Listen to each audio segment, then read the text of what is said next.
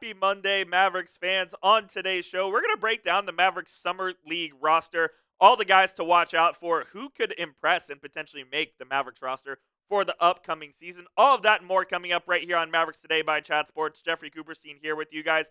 Be sure to join us Thursday night as we take in Cooper Flagg's Summer League debut. Let's do it together. Come hang out here on the channel. We'll be live breaking down Mavericks versus Lakers. The game starts at 7 p.m. Central Time, 5 p.m. Pacific. So come join us and enjoy Cooper Flagg's first action as a Dallas Maverick. Hit that subscribe button so you know when we go live. Here is what the Dallas Mavericks roster for the 2025 NBA Summer League looks like.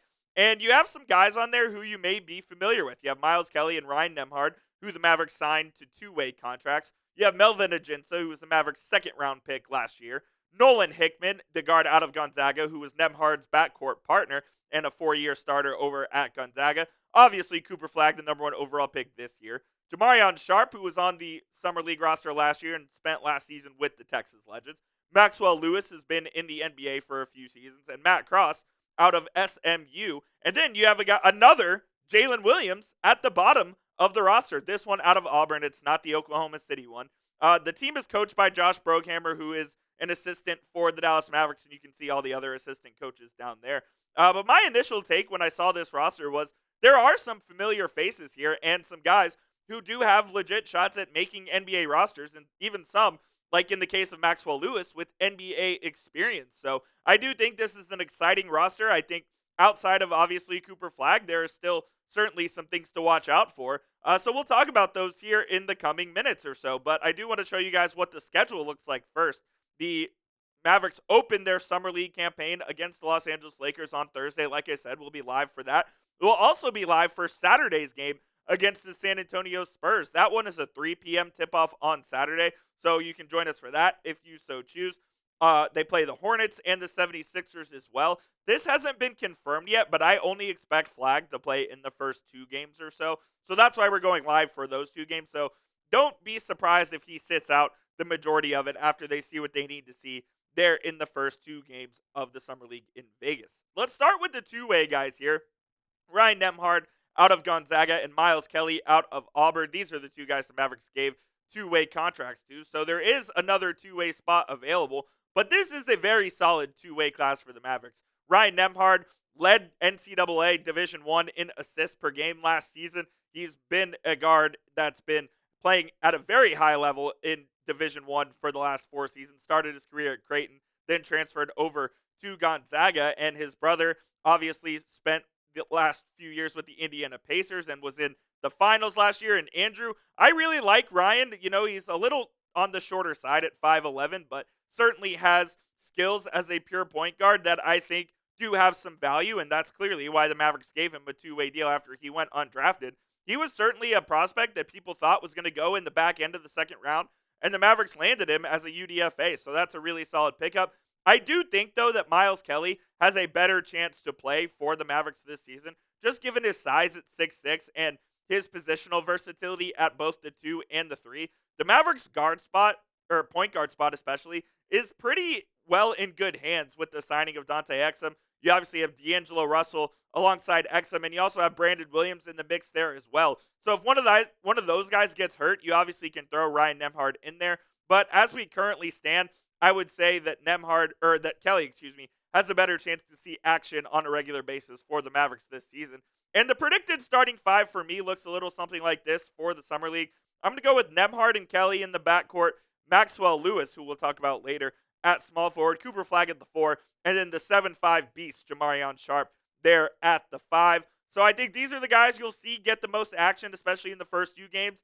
And then you'll have the likes of Melvin Ajinsa, you'll have Matt Cross, you'll have a couple other guys coming off the bench as well. So I do think it's a pretty exciting class for the Mavericks, and I'm excited to watch them play out in the Summer League in Vegas. Do you think the Mavs can win the Las Vegas Summer League? If you do, spam those MFFLs down in the comments. I got to tell you, very excited to see Cooper Flagg play here at the Mavericks for the first time. I know it's not an official capacity. I know it's a 40-minute game, and I know it's Summer League, but he is the number 1 overall pick. He's going to be playing against Bronny and against Dylan Harper, and I'm excited to see what he can do against that sort of competition.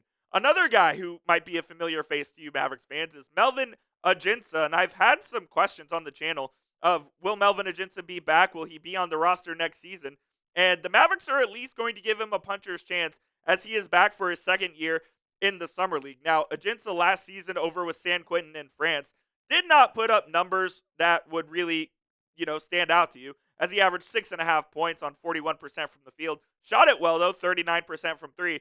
Only played 16 minutes per game, though, in 50 games in the French League and in the Euro League combined. So, look, this is a guy who the Mavericks took as a draft and stash. They sent him over there to San Quentin in hopes he would have a really good season and maybe they could bring him over.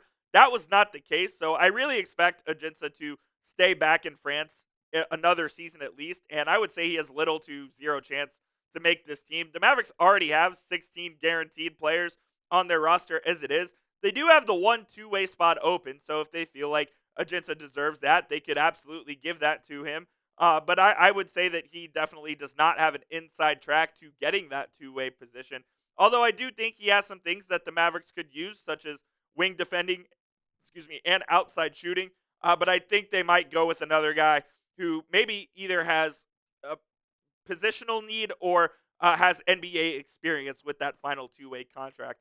Kessler Edwards, you might remember, who was the Mavericks two-way guy last year, is no longer eligible for a two-way contract because of his age, and he's not on the Mavs Summer League roster this year, so I don't think bringing him back is an option either. But coming up, we will give you three guys to watch out for who could potentially actually make this Dallas Mavericks roster on opening night. We'll get to those guys here in just a moment, but before we do that, go get yourself your Cooper Flagg jersey right now before they run out at chatsports.com/flag. Shout out to Fanatics for sponsoring this episode of Mavericks Today. And when you use that link, chatsports.com/flag, Fanatics will send us a part of the proceeds as well. So you're helping out our channel while getting yourself the newest Mavericks rookie jersey wearing that number 32. It's going to look absolutely awesome. They have it in multiple sizes and colors as well. The white, they have the championship royal blue right there, and they also have the navy blue. So go get hooked up today with Fanatics, chatsports.com/flag.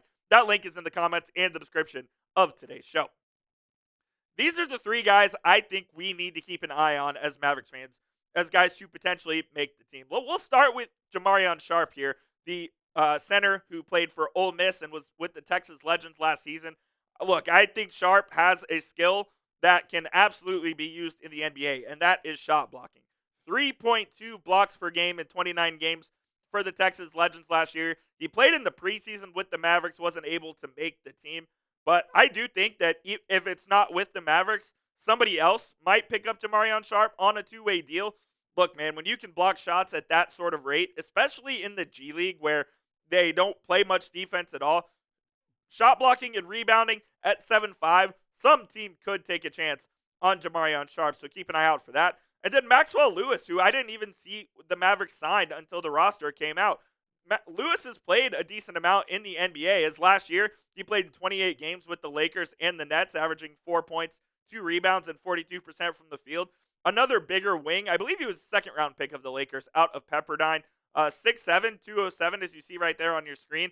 Has some versatility, and I think the Mavericks, because of Maxwell Lewis's experience already in the NBA, could be looking at bringing him in as the third two-way contract. So it wouldn't surprise me whatsoever if Lewis at least went into training camp with the Mavericks still on the roster, if not on a two-way contract with that final two-way spot the Mavericks have available to them. And then Jalen Williams, no, not Jalen Williams, the NBA champion. No, not Jalen Williams, the other NBA champion. This is Jalen Williams out of Auburn, who last season averaged 12.5 points, 4.5 boards, and 57.4 from the field. Shot it very well from three as well for the Auburn Tigers last year. His teammate Miles Kelly is already on the Mavericks with the two-way deal. And again, you're looking for versatility. Jalen Williams brings that to you at 6'7". So I think that's what the Mavericks will pretty much be looking for with that final two-way spot, is probably a wing who can shoot it pretty well and who can defend multiple positions. Jalen Williams can absolutely do that. Maxwell Lewis can absolutely do that as well. But if Jamarion Sharp really does wow them, I do think he could be a potential option for that final two-way spot. All right, we all know we're looking forward to Cooper Flagg playing here in the 2025 NBA Summer League. But besides Flagg, who are you most looking forward to watching? Is it Melvin Ajinsa, who the Mavericks picked last year? Jamarion Sharp? Is it either of the two-way guys, or is it someone that we really didn't even touch on here on today's show? Let me know who you are looking forward to most in the Summer League. Now, that will do it for today's show, guys. Appreciate you for tuning in to the channel. Again, we'll be live on Thursday and Saturday for the Mavericks' first 2 Summer League games. So come check us out, and we'll see you tomorrow with another video.